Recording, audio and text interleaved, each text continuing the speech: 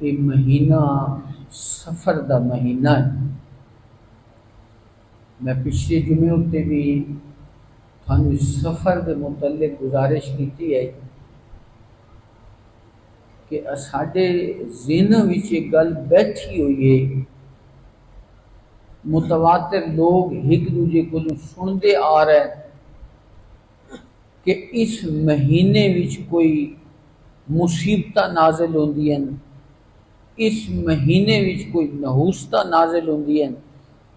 تو میں تھانوں اللہ دے نبی دی حدیث سنائی ہے کہ اللہ دے محبوب فرمایا لا سفرا، سفر وچ کوئی نحوست نہیں، سفر وچ کوئی نحوست نہیں۔ بندے آدھے جی اس وچ کام نہیں کرنا چاہیے، کوئی نواں کام نہیں کرنا چاہیے، شادی نہیں کرنی چاہیے، کوئی مکان نہیں بنانا چاہیے، یہ ساری لا یعنی گلیں اللہ دے نبی نے ادھی نفی فرما دیتی۔